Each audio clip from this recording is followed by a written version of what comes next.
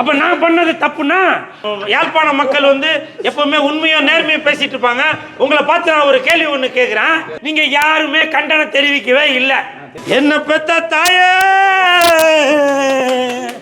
வருங்கால ஜனாதிபதி வாழ்க, வருங்கால ஜனாதிபதி வாழ்க. தமிழ்ச்செல்வன் ஐயாவோட மனசு எப்படியா, மனசு இங்க இருக்கா, மனசு நல்லா படிங்க, சிக்கனை ஒரு புடி புடிங்க, எனக்கு போடு. எங்கப்பா மாலா?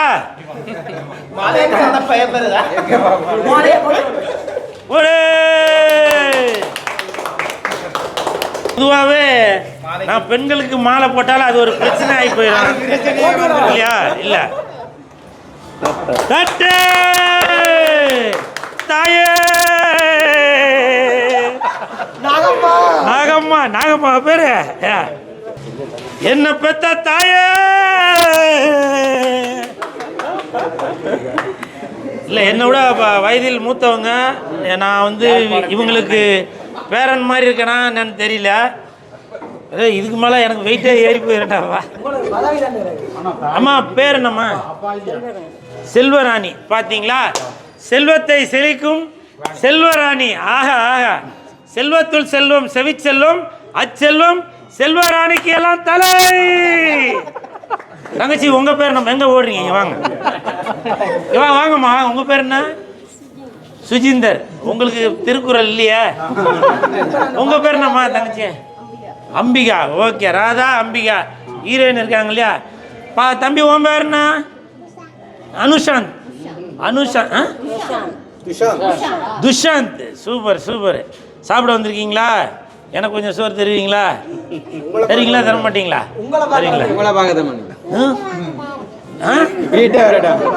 பாத்தியாப்பா, இதுதான்ப்பா யாழ்ப்பாணத்தோட மக்களோட இதுதான். தமிழ்ச்செல்வன் ஐயாவோட மனசு எப்படியோ, மனசு இங்க இருக்கா, மனசு எப்படியோ அதே மாதிரிதான் இந்த யாழ்ப்பாணத்தில் உள்ள மக்களோட மனதும். பார்த்தீங்கன்னாக்கா, வாங்க வீட்டுக்கு வாங்க, சாப்பிட வாங்க அப்படின்னு ஒரு எனக்கு தெரிஞ்ச ஒரு 5 வயசு கூட இருக்காது அந்த பையனுக்கு. இங்கே வாடா தம்பி, இங்கே வா.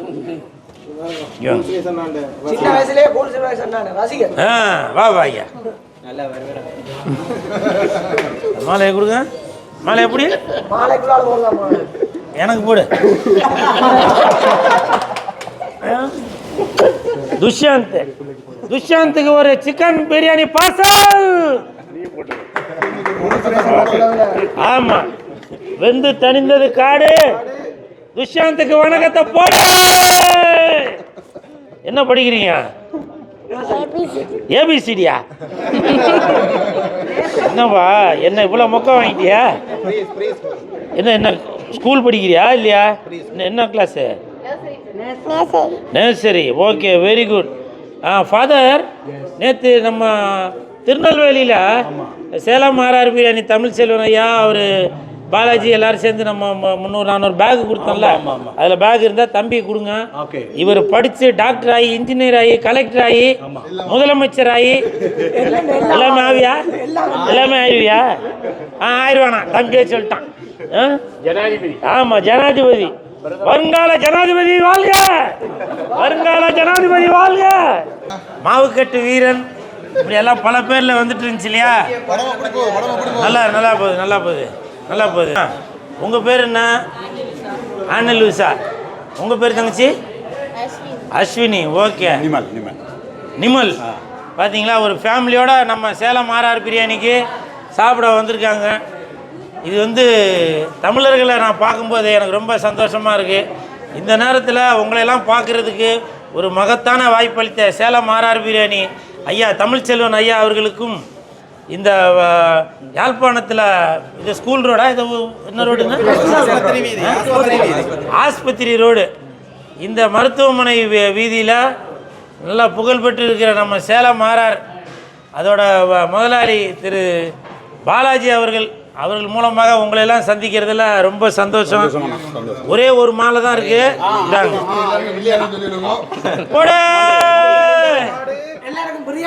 ஆமா, எல்லாருக்கும் பிரியாணி சொல்லிருக்கேன். Thank you thank you. சாப்பிடுங்க சாப்பிடுங்க. நன்றி நன்றி. ஓகே ஓகேம்மா, நல்லா படிமா. படிக்கிறியா?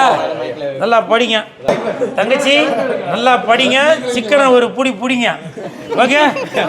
படத்தோட வெற்றி விழாவை இந்த ஆஸ்பத்திரி ரோட்ல உள்ள சேலம் ஆர்ஆர் பிரியாணி அந்த கடையில தான் மகத்தான வெற்றி விழா கொண்டாட போறோம். நீங்க எல்லாரும் வந்துருங்க. ஆமா தங்கச்சி வாங்கம்மா. உங்க பேர் என்ன? பானுஷா. பானுஷாக்கு வெந்து தணிந்தது காடு. பானுஷாக்கு வணக்கத்தை போடு. நான் மாலையை போட்டாக்க தப்பாய் போயிடும். புரியுமா? எனக்கு போடுமா? ஏன்னா நான் மாலை போட்டாக்க அது பெரிய தவறாய் போயிடும். நான் இன்னொன்னு சொல்றேன். நான் உங்க இந்த நம்ம யாழ்ப்பாண மக்கள் வந்து எப்பவுமே உண்மையும் நேர்மையும் பேசிட்டு இருப்பாங்க. உங்களை பார்த்து நான் ஒரு கேள்வி ஒண்ணு கேட்கிறேன். நான் ஒரு சின்ன பையன், ஒரு மீசா கொஞ்சோண்டு வளர்ந்துருக்கிற பையன். நான் வந்து தெரியாதனமாக, நீ சாட்சி கூட ஐயா இருக்காரு, அன்னைக்கு மேடையில நான் தெரியாதனமாக ஒரு அறியாத பையன், ஒரு சிறு வயசு பையன், ஒரு தங்கச்சிக்கு தெரியாம ஒரு மாலை போட்டேன். அன்னைக்கு வந்து எல்லாரும் அதோ இதோன்னு சொல்லி எல்லாரும் குதிச்சிங்களே. ஒரு கடந்த ஒரு வாரத்துக்கு முன்னாடி இயக்குனர் மிஸ்கின் அவர்கள் பயங்கரமாக ஒருமையில சிலரை பேசியிருக்காரு, தகாத வார்த்தையில பேசியிருக்காரு. ஆத்தா அம்மா அவன் இவன் சொல்லி பேசியிருக்காரு.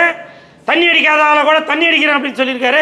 இது எந்த விதத்தில் நியாயம்? நீயே சொல்லுமா. கொஞ்சம் முன்னாடி வாமா. நீயே சொல்லுமா தங்கச்சி, அது நியாயமா தர்மமா சொல்லுங்க. அப்ப நான் பண்ணது தப்புனா அவர் பண்ணது தப்புதான். நான் பண்ணது சரினா அப்ப அவர் பண்ணது சரிதான். அப்போ நீங்க வந்து ஒரு புகழ்பெற்ற ஆளு, நல்ல பணத்துல உள்ள ஆளு, பெரிய இயக்குனர், பெரிய டைரக்டர் அப்படின்னா மட்டும் அவங்க பண்றதெல்லாம் சரி. என்னைய மாதிரி இந்த 6 மாசம் குழந்தை மாதிரி உள்ளவங்க எதுனா தப்பு பண்ணாக்க உடனே அப்படின்னு சொல்லி நீங்க குதிச்சு எழுதுறீங்களா? அது ஏன்? யாழ்ப்பாண மக்களே, இன்னைக்கு சேலம் ஆர்ஆர் பிரியாணியில சாப்பிட வந்திருக்க மக்களே, இந்த வீடியோ பார்த்துட்டு இருக்க மக்களே, நீங்களே ஒரு நியாயத்தை சொல்லுங்க. அன்னைக்கு ஒரு மேடையில் பத்திரிகைகள் ஊடக நண்பர்கள் எல்லாரும் இருக்கிற ஒரு மேடையில் அந்த மாதிரி ஒரு சம்பவம் நடந்திருக்கு. அதற்கு நீங்க யாருமே கண்டனம் தெரிவிக்கவே இல்லை. இல்லையா? தெரிவிக்கல. தெரிவிச்சது யாருன்னா ஒரு கேமராமேன் அருள்தாஸ் அவர்கள், நடிகர் அவர்கள். அவர் தான் தன்னோட எதிர்ப்பை தெரிவிச்சிருக்காரு.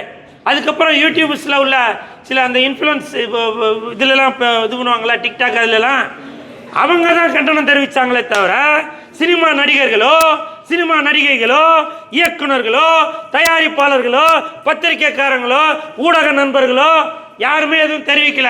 ஏன்? பாத்தீங்களா? அப்போ வளர்ந்தவங்க சொன்னாக்க அது சரி, என்ன மாதிரி வளராதவங்க சொன்னாக்க தப்பா? இன்னமும் நான் சொல்றேன், மேடை நாகரிகம் கருதி யாராக இருந்தாலும், புரியுதுங்களா, யாராக இருந்தாலும் அந்த மாதிரி தவறாக பேசாதீங்க. உங்களுக்கு இப்போ ஃப்ரெண்ட்ஷிப்பு அது இருக்கு இது இருக்கு, 4 சவத்துக்குள்ளே பண்ணுங்க, அதை பேசுங்க, அது தப்பு இல்லை. புரியுதுங்க? இந்த நேரத்தில் இந்த யாழ்ப்பாண மக்களின் மூலமாக உங்களுக்கு தெரிஞ்ச கருத்தை நீங்கள் சொல்லுங்கள். ஒருவேளை நானே தப்பு பண்ணியிருந்தாலும் அந்த தப்பை நீங்கள் ஓப்பனாக சொல்லுங்கள், நானும் திருத்திப்பேன். சரிங்களா? நீங்கள் பாட்டுக்கா ஏதோ ஒன்று பேசிகிட்டே போவீங்க. அது வந்து இப்போ என் வீட்டில் உள்ள சின்ன குழந்தைகள், ஐயாவோட பேர குழந்தைகள், இந்த தம்பி கல்யாணம் ஆயிடுச்சா? இனிதானா?